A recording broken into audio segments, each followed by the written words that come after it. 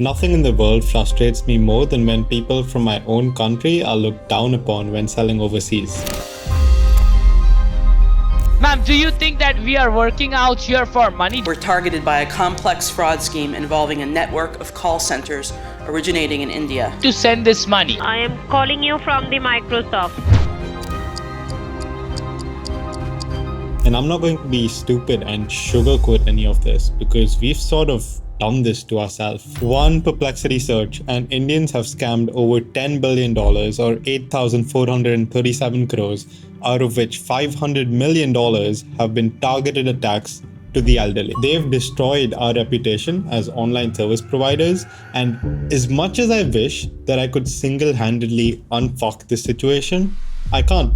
Which is why I turn to you guys and make these videos in the first place. It is at my core to change this perception of us over the next generation, which is why I also make content in the first place. I got a voice note from a fan the other day, and I couldn't help but feel for him. Hi Subha, I do not know if you're going to listen to this or not, but if you do, I'm gonna make this super short. For the past 4 months, I have been trying to reach out. I provide copywriting services, and I do not know how to say this, but I have never been this racially abused in my life. The moment he stepped into the call with me, I don't know how to put this, but the very first thing that came out of his mouth was, now these Indian scammers again.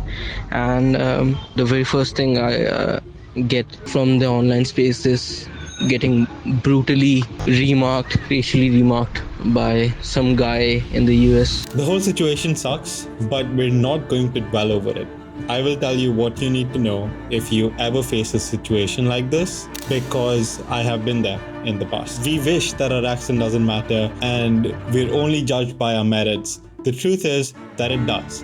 And I haven't seen anyone making a YouTube video about it because it's so sensitive. And deep inside of us, we want to feel like it doesn't matter, right? Like, oh yeah, no, we're all humans and we're going to be treated equally. It's a fair world. It's not. People buy from people who they want to look like, be like, or literally like. The number one thing is that you need to realize not everyone is like this. And the way you realize that is by doing more of these calls. As the person here said, this was their first ever call. They reached out for 4 months, and that's amazing. I'm proud of you, by the way. You're watching this. I'm proud of you for booking your first call, sticking through it for 4 months, because most people don't even get there. Most people stop after fucking sending, 2 messages, 14 days, they're done with this world, they're ready to call it a scam. It's not. Congratulations on booking your first call, and that is what it is. It was your first call. There have to be many more. And it sucks when you start off with a negative experience, but the truth is that most people are not racist. And as you move up market, you're going to find less racism.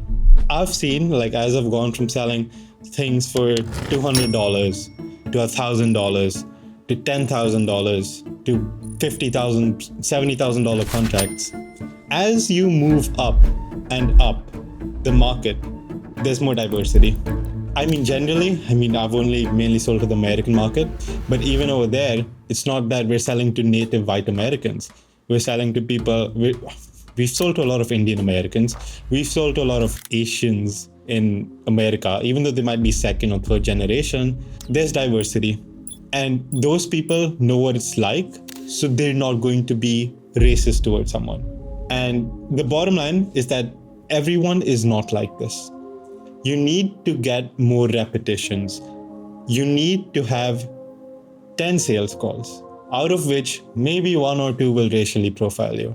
And if they do, you really have to ask yourself, do you want to work with someone like this? Would you be excited to accept their money and feel shit? Or do you just want to work with this type of person? Because if I was you, I was you, and I've said no in the past.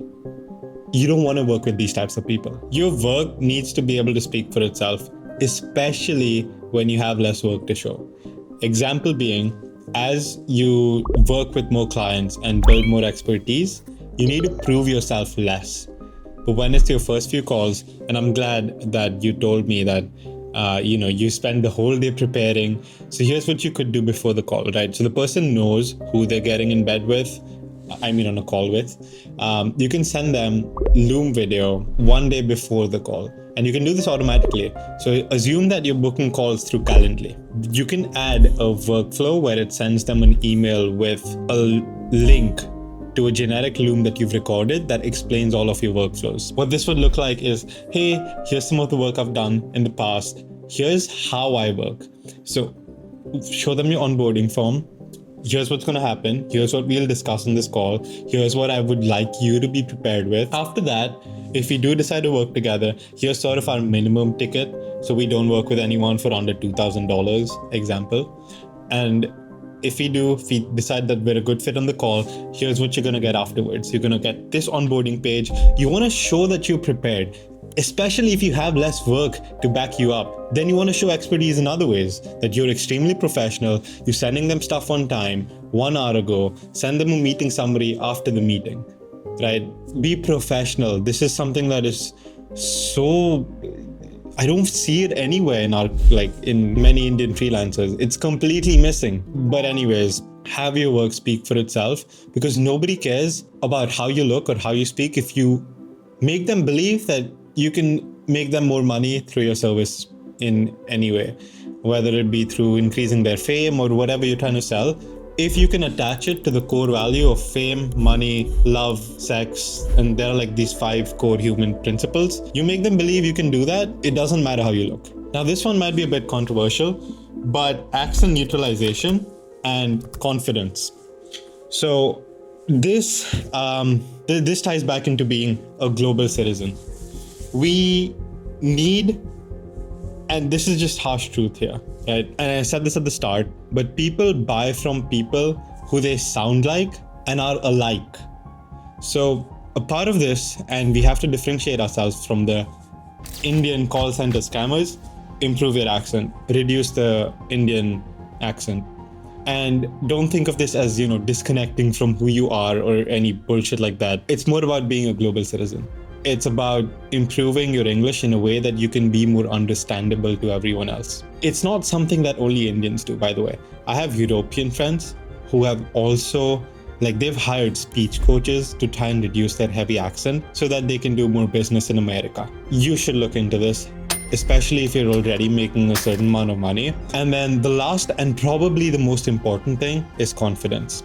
I could make a whole video on, the best sales call practices and setting the frame, because setting the frame is very important. But at the end of the day, confidence matters a lot.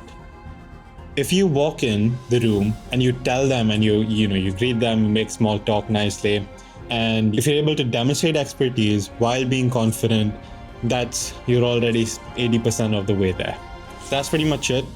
Always keep your chin up. Don't let one moment or one bad apple spoil their name.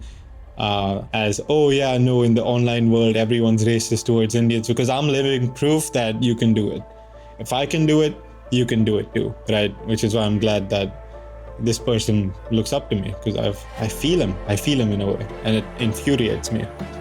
So just like we have bad apples, our bad apples just happen to be a lot in number because we're like 1.5 billion in population.